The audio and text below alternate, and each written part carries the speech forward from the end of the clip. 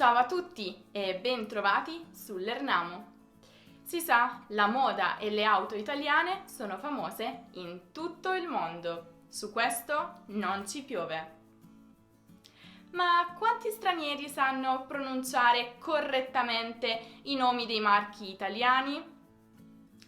Personalmente ho perso il conto di tutte le volte in cui ho dovuto spiegare ai miei studenti che non si dice Versace e che Ferrari non va bene perché ci sono due R. Però per fortuna questo video vi toglierà di mezzo ogni dubbio, quindi partiamo immediatamente.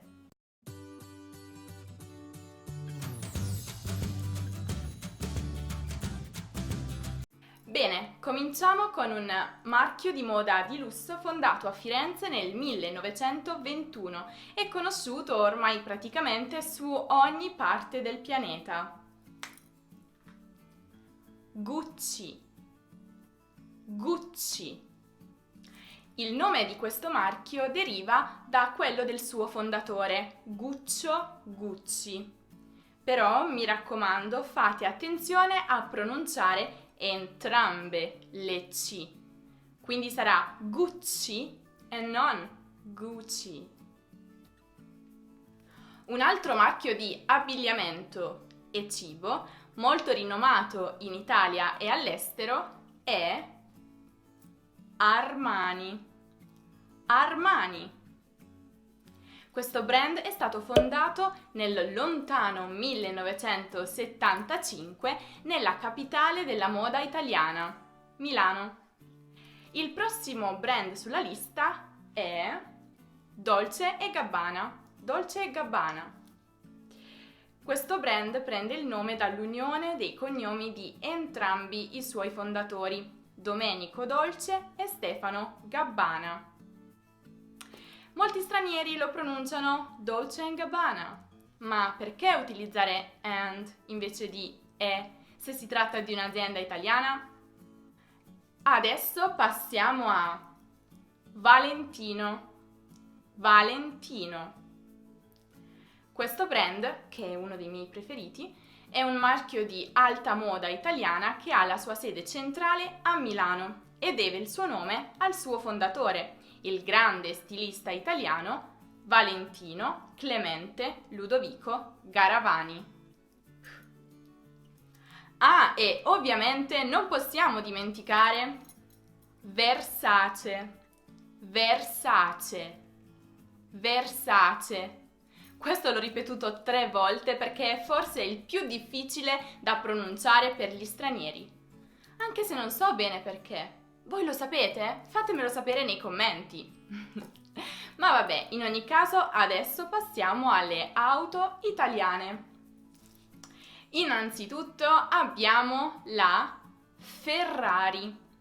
Ferrari, che si pronuncia facendo rombare le 2 R proprio come romba il motore di queste celebri vetture. Rrr, rrr, rrr. Vabbè, forse è uscita male, forse sembra più un trattore che una Ferrari, ma fate rombare le R.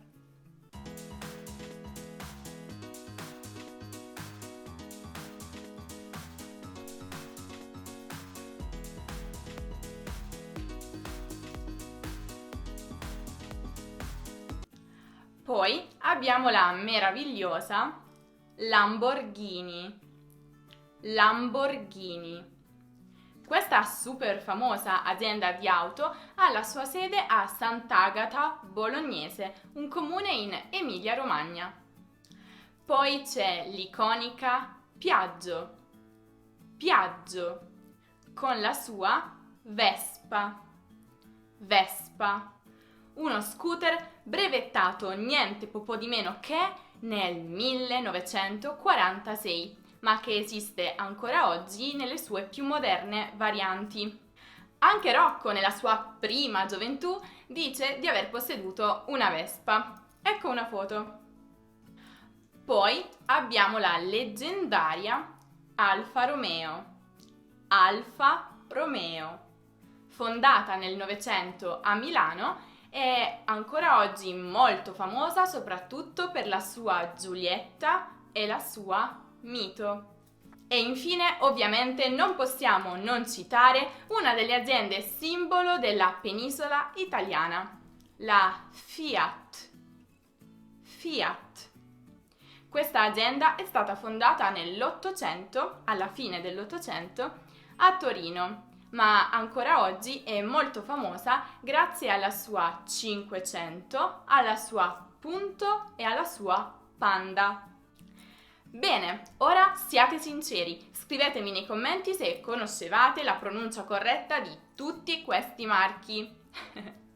Ah, e soprattutto se sono tanto famosi nei vostri paesi quanto lo sono in Italia. Noi ci vedremo tra pochi giorni per un nuovo video. A presto! Ehi tu! Se ti piace la maglia che indosso, ti ricordo che la puoi acquistare nel nostro negozio online. Il link è nella descrizione.